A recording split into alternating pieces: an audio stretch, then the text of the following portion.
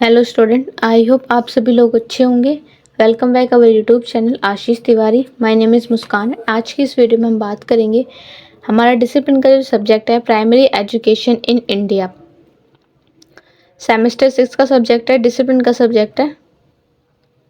Okay, जिसके पास वो चाहे बीए ऑनर्स हो या बीए प्रोग्राम, जिसके पास भी ये सब्जेक्ट है वो ये वीडियो उन सभी के लिए इंपॉर्टेंट रहने वाली है। तो आज हमने अपनी लास्ट वीडियो में इसका जो चैप्टर नंबर 1 है उसको डिस्कस किया था, साथ में जो इसका सिलेबस है उसको भी बताया था। तो आज की इस वीडियो में हम बात करेंगे हमारा जो चैप्टर नंबर 2 है, भारत में शैक्षिक नीतियाँ, यूनिट 1 का ही चैप्टर है। आज की इस वीडियो में हम इसको कवर करेंगे, ठीक है। अगर कोई चैनल पे फर्स्ट टाइम विजिट कर रहा है तो चैनल को सब्सक्राइब कर लीजिए, जिससे आने वाली वीडियोस की जो अपडेट है वो आपको टाइम टू टाइम मिल सके। और डेली अपडेट्स के लिए आप हमारा व्हाट्सएप चैनल ज्वाइन कर सकते हैं, जिसकी लिंक आपको डिस्क्रिप्शन बॉक्स में दी गई है, वहाँ से जाकर आप ज्वाइन कर सकते हैं। और आपकी कोई भी क्वेरीज होती हैं तो उसके लिए आप हमारा इंस्टाग्राम पेज फॉलो करके पूछ सकते हैं, आपकी जो क्वेरीज है उसको सॉल्व किया जाएगा। आगे बढ़ते हैं अपनी वीडियो की तरफ। इस चैप्टर के अंदर हम क्या पढ़ेंगे, तो जो इसका क्या पहले देख लेते हैं कि चैप्टर के अंदर एग्जैक्टली हमें क्या पढ़ना है। तो भारत में जो शैक्षिक नीति है ना, उसका विकास किस प्रकार से हुआ उसको समझेंगे। राष्ट्रीय शिक्षा नीति एनईपी की जो मुख्य विशेषताएं हैं उसके बारे में पढ़ेंगे, और इन नीतियों ने प्राथमिक शिक्षा के महत्व और उसकी चिंताओं को कैसे जाना है। चलिए देखते हैं आगे इस प्रस्तावना, इंट्रोडक्शन देखते हैं कि जो भारत में शिक्षा का जो विकास है ना, वो सामाजिक परिवर्तन का एक मुख्य साधन माना जाता है। कि शिक्षा जो नीति है वो देश के भविष्य की दिशा को तय करती है। शिक्षा जो नीति है वो देश के भविष्य को कैसे तय करती है। आप स्टूडेंट हो, अगर स्टूडेंट्स को बेटर एजुकेशन मिलेगी तभी तो वो हमारे देश के लिए काम आएगी। मतलब आप कुछ भी कर, आपकी अगर आपकी एजुकेशन ही अच्छी नहीं होगी तो आप देश के लिए कैसे कुछ करोगे। तो जो देश की शिक्षा नीति है ना, वो देश के बच्चों के लिए, मतलब देश वो अपना भविष्य बनाते हैं, तो उनके जो भविष्य की वो नई दिशा है वो तय होती है। स्वतंत्रता के बाद जो भारत सरकार ने कई नई शिक्षा जो नीतियां वो बनाई थी, आपको मैंने बढ़ा भी रखा कि 4 नीतियां थी, ठीक है, जिनका उद्देश्य सबको शिक्षा देना और गुणवत्ता में सुधार लाना था। तो जब हमारी जो लास्ट नीति बनाई गई थी ना, वो राष्ट्रीय शिक्षा नीति 2020 में बनाई गई थी।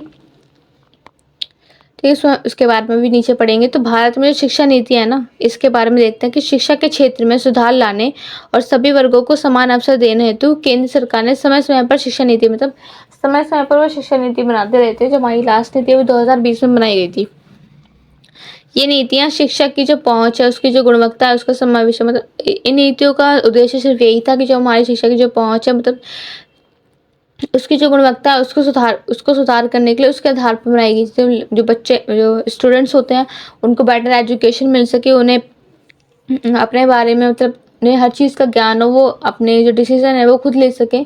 अगर वो किसी चीज़ के बारे में जानते होंगे तब भी वो अपने डिसीजन खुद ले सकते हैं, किसी पर डिपेंड नहीं हो सकते। अगर आपको आपको पता है कि आपको 12th के बाद क्या करना है या आपको ग्रेजुएशन के बाद क्या करना है, तो इस चीज़ की आपकी नॉलेज है कि आपको इसके ग्रेजुएशन के बाद आपको एमए करना है या फिर आपको बीएड करनी है, आपको एलएलबी करनी है, तो आपको पता है कि आगे जाकर आपको क्या करना है, आपको इस चीज़ की समझ है। तो एजुकेशन का यही मतलब होता है कि आप अपने निर्णय खुद ले सको, आपकी जो पहुँच है, आपकी जो गुणवत्ता है, आपकी सोचने की जो शक्ति है वो ठीक रह सके। आपको जो किसके साथ कैसे बिहेव करना है, लोगों से कैसे बात करनी है, तो ये सारी चीज़ें आपको शिक्षाओं के अंदर सिखाई जाती हैं। आपको जो से आप लोग पढ़ते हो 1st क्लास से तो 10th क्लास तक, तो इसके बीच में आपके जो माइंड आपको मेंटली ना ठीक किया जाता है। मतलब आपको जो शिक्षा की नीति है, आपको बिहेव कैसे करना है, तो इस चीज़ के बारे में आपको पूरी तरह से विकसित किया जाता है इससे। तो शिक्षा नीतियाँ लाने का यही मकसद है कि आपकी जो शिक्षा है उसके अंदर काफ़ी सुधार लाया जा सके। इस बार की नीतियों से ऐसी शिक्षा नीति लाई जा सके जिससे आपकी जो शिक्षा की जो गुणवत्ता है उसमें सुधार आ सके। तो राष्ट्रीय शिक्षा नीति के बारे में बात करेंगे, जो 1968 में आई थी। मैंने लास्ट वीडियो एजुकेशन की 4th सेमेस्टर की, उसमें मैंने बता रखा है, इसको अच्छे से एक्सप्लेन किया है।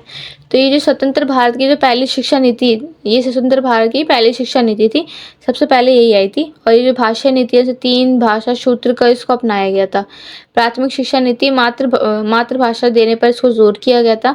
शिक्षा में समानता और गुणवत्ता का प्रचार इसके अंदर बहुत ही प्रमुख था। विज्ञान और तकनीकी शिक्षा है ना, उस पर ज़्यादा बल दिया था इस नीति ने। 1968 में आई थी। और जो राष्ट्रीय शिक्षा नीति 1986 में आई थी। बालिका जो शिक्षा है ना उसको प्राथमिकता दी गई थी। अनुसूचित जाति, जनजाति और पिछड़े वर्ग के लोगों के लिए इन्होंने विशेष योजनाएं बनाई थी ताकि जो वो लोग हैं उनको भी अच्छी शिक्षा प्राप्त हो सके। गैर औपचारिक शिक्षा को भी बढ़ावा मिलता था इससे, मतलब ऑनलाइन जैसे एजुकेशन करनी है तो उस चीज़ को भी बढ़ावा मिलता था।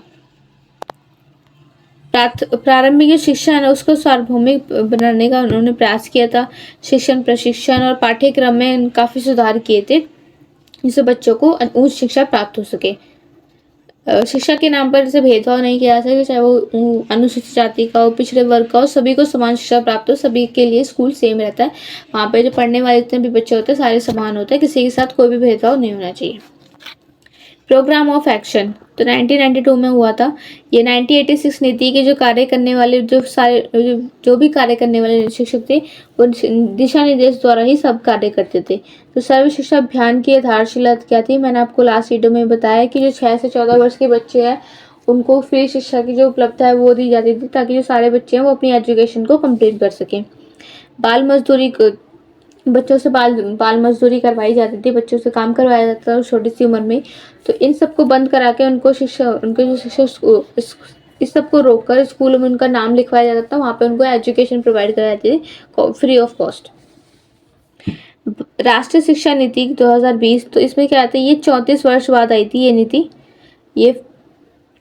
इसका ये था, ये नया शिक्षित ढांचा जैसे फाउंडेशनल, प्रेपरेटरी, मिडिल, सेकेंडरी, तो इन सभी के थ्रू ही हमारी जो शिक्षा नीति है उसको कंप्लीट किया जाता है। प्रारंभिक शिक्षा है वो 3 से 8 वर्ष पर इसको विशेष बल दिया जाता था। प्रारंभिक से 1st से 5th क्लास तक आ गई प्रारंभिक शिक्षा।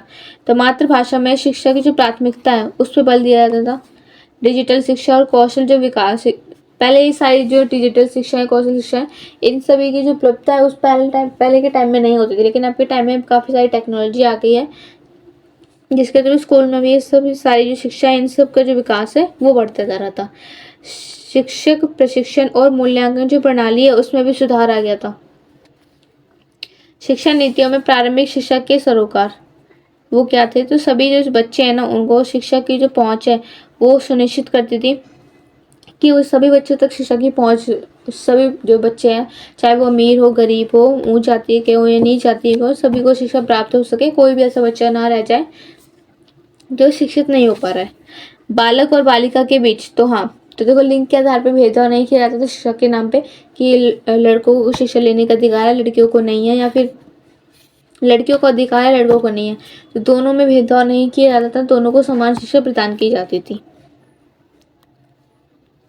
गुणवत्तापूर्ण शिक्षण जो सामग्री है और प्रशिक्षित शिक्षक जो उपलब्ध कराना, ये इनका मेन मुद्दा था।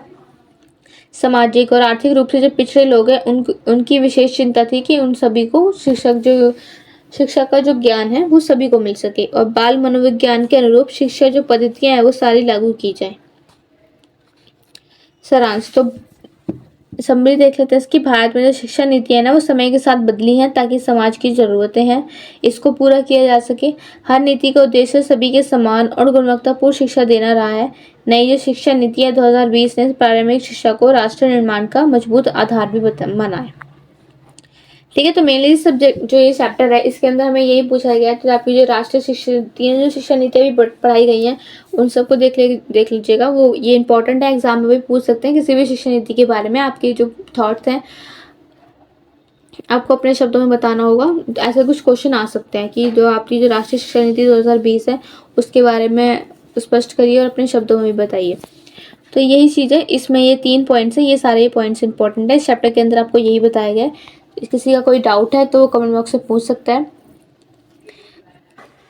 या फिर इंस्टाग्राम पेज पे फॉलो करके ये आप पूछ सकते हैं। इसकी पीडीएफ आपको हमारे टेलीग्राम चैनल पे मिल जाएगी जिसकी लिंक डिस्क्रिप्शन बॉक्स में दी गई है, वहाँ से जाकर आप ज्वाइन कर सकते हैं। अब मिलते हैं हमारी नेक्स्ट वीडियो में। Thank you for watching.